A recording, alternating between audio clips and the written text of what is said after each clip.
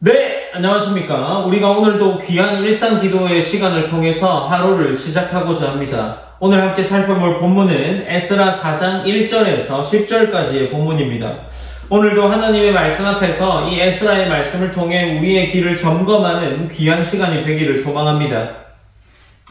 오늘 본문은 예루살렘 성전 재건을 시작한 직후에 외적인 방해가 실제로 나타난 것에 대한 기록을 보여주고 있습니다. 하나님의 일이 진전될 때에 우리도 현실적인 저항을 마주칠 수 있다는 것을 보여주고 있는 본문이라 할 수 있죠. 우리는 포로에서 돌아온 백성들이 성전의 기초를 놓을 때에 찬양과 기쁨과 울음으로 하나님을 예배하는 장면을 함께 보았습니다. 그 회복의 출발은 공동체가 먼저 하나님 앞에 모여서 예배를 올린 것에 있었습니다. 그러나 그 기쁜 시작 바로 다음 장면인 오늘 4장에서는 하나님의 성전을 세워가는 일에 대적들이 나타나는 것을 보여주고 있습니다. 에스라 4장은 이렇게 시작하고 있습니다. 1절입니다. 사로잡혔던 자들의 자손이 이스라엘의 하나님 여호와의 성전을 건축한다 함을 유다와 베냐민의 대적이 듣고 스룹바벨 족장들에게 나와 이르되 우리도 너희와 함께 건축하게 하라라고 기록하고 있습니다. 대적들이라는 표현은 단순히 외적인 어떤 적을 의미하는 것이 아니라 하나님의 백성의 정체성을 위협하는 존재들을 의미합니다. 그들은 스스로 우리도 당신들처럼 제사를 드리러 왔다. 그리고 그 제사를 위해서 우리 또한 너희와 함께 건축하겠다라는 것을 이야기하고 있습니다. 그러나 그들은 어떤 신관을 가지고 있었을까요? 한 분 하나님이 아니라 이미 혼합된 신관을 가지고 있었습니다. 열왕기하 17장에 따르면 이들은 사마리아에 거주하게 된 여러 민족으로 비추어지는데 그들은 여호와만 섬기는 것이 아니라 이 여호와와 함께 또 다른 민족들의 신을 예배하고 있었습니다. 그들의 신앙은 순종이 아니라 순수한 것이 아니라 혼합된 신앙이었던 거죠. 그래서 스룹바벨과 지도자들은 그들에게 분명히 대답하고 있습니다. 4장 3절에서는 스룹바벨과 예수아와 기타 이스라엘 족장들이 이르되 우리 하나님의 성전을 건축하는데 너희는 우리와 상관이 없느니라. 바사왕 고레스가 우리에게 명령하신 대로 우리가 이스라엘 하나님의 여호와를 위하여 홀로 건축하리라 하였더니 라고 기록을 하고 있습니다. 분명하게 이 스룹바벨과 지도자들이 그들과 함께 건축하지 않을 것이고 하나님을 예배하는 이 성전을 우리 홀로 건축하겠다라고 이야기를 하면서 언약의 정체성을 지키려는 신앙적인 분별력이 나타나고 있는 겁니다. 그들이 거절을 당했죠. 이 거절당한 대적들이 즉시 태도를 바꿉니다. 그들은 백성들의 마음을 약하게 하고 두렵게 하면서 건축을 방해하는 일을 시작하고 있습니다. 그것이 4절에 기록되어 있죠. 여기서 약하게 하다라는 것은 손을 느슨하게 하다라는 의미를 가지고 있는데 열정과 의지를 떨어뜨리는 영적인 공격을 했다라는 것을 의미합니다. 그리고 두렵게 하다라는 것은 사기를 꺾는 심리적인 압박을 주고 있는 거죠. 하나님의 일은 물리적인 방해보다 마음의 냉소로 인해 더 자주 멈추게 됩니다. 그들은 무엇을 합니까? 나아가서 4장 5절에 보면 이렇게 기록하는데 바사왕 다리오가 즉위할 때까지 관리들에게 뇌물을 주어 그 계획들을 막았으며 라고 기록하면서 그들이 나름의 모략을 세워서 하나님의 일을 방해하고 있습니다. 결국 그들이 했던 것은 페르시아 왕에게 고발장을 올립니다. 하나님의 일이 행정적으로 정치적 차원에서 모두 막혀버리는 현실을 기록하고 있는 거죠. 본문 6에서 10절에서는 그 방해가 일시적인 사건이 아니라 여러 왕의 시대를 거쳐서까지 멈추게 되었음을 이야기하고 있습니다. 아수에로 때와 아닥사스다 때 각각 페르시아 제국의 다른 시기를 가리키면서 이 일들이 굉장히 장기적인 방해로 멈추어 있었음을 보여주고 있죠.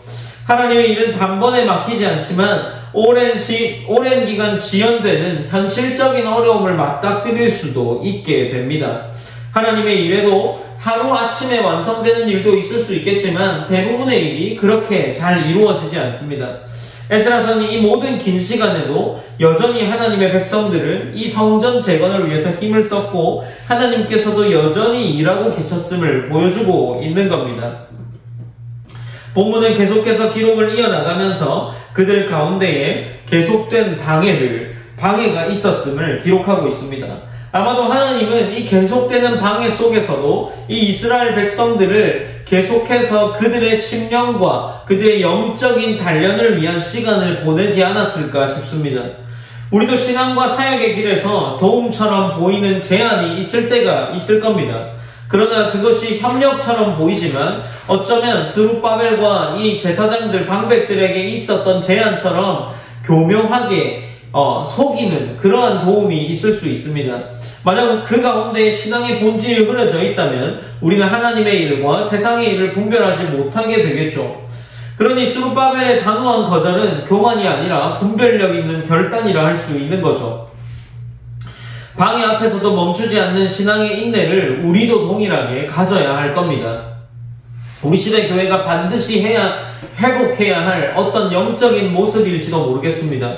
우리는 점점 더 혼합이라는 것, 어쩌면 굉장히 세상적인 것과 이 신앙적인 것이 분별하기 어려운 시대를 살아가고 있는 것 같습니다. 그러니 우리의 신앙은 더 말씀의 기준에 있어야 하는 거죠. 하나님을 방해하는 그 수많은 일들 속에서 우리는 여전히 신앙을 지켜나가야 하는 자리에 있어야 할 겁니다. 우리는 때로 이 일 앞에서 하나님이 왜 침묵하시는가라는 그런 질문이 있을 수 있겠지만 하나님은 그 속에서도 우리의 신앙을 점검시키시고 계속해서 훈련시켜 나갈 겁니다. 우리가 그러한 하나님을 믿으며 나아가야 하는 게 오늘 본문이 보여주는 것이 아닐까 싶습니다. 하나님의 사역이 한순간에 이루어질 수도 있겠지만 더 긴 시간, 때로는 더 수많은 인내, 내 신앙이 성장해가고 장성한 분량에 이르기까지 하나님이 우리를 통해서 수많은 시험들을 주고 계실 것이고 그 시험이 어쩌면 오늘 본문에서 나오는 것처럼 아주 긴 시간 동안에 막혀있는 무언가를 우리에게 주실 수 있을지도 모르겠습니다. 그러니 우리의 사역과 우리의 예배와 우리 개인의 신앙도 그 과정 속에서 하나님을 놓지 않는 순수함이 있어야 한다는 것을 보여주고 있는 겁니다. 하나님의 일은 믿음도 필요하지만 그 가운데 분명하게 인내가 세워져야 한다는 사실을 오늘 본문이 우리에게 보여주고 있습니다.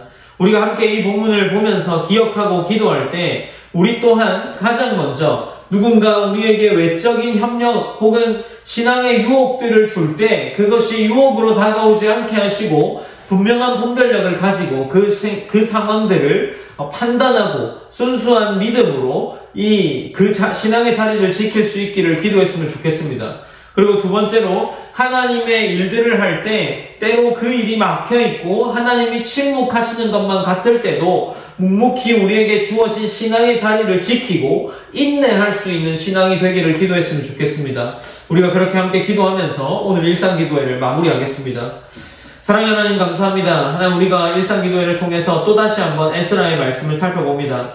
오늘 함께 살펴보는 에스라 4장의 말씀에서는 하나님의 일들이 진행될 때에 때로는 누군가의 방해로 이 일들이 잘 진행되지 않을 수 있다는 것을 보여주고 있습니다. 하나님 우리의 신앙의 성장 가운데에도 이 수많은 일들이 있을 수 있습니다. 그 가운데 우리가 잃지 않아야 할 것이 신앙의 순수성이며 우리가 잃지 않아야 할 것이 신앙의 인내라는 것을 우리가 기억하며 나아갈 수 있게 하여 주시길 원합니다. 하나님 그리하여서 신앙의 많은 시간들 속에 우리가 인내로 하나님을 예배할 수 있고 인내로 하나님을 찬양할 수 있는 그러한 귀한 하나님 자녀가 될 수 있도록 인도하여 주시옵소서. 언제나 기쁨으로 하나님을 예배할 수 있기 원합니다. 모든 영광 하나님께 올려드리며 살아계신 예수님의 이름으로 기도드립니다. 아멘.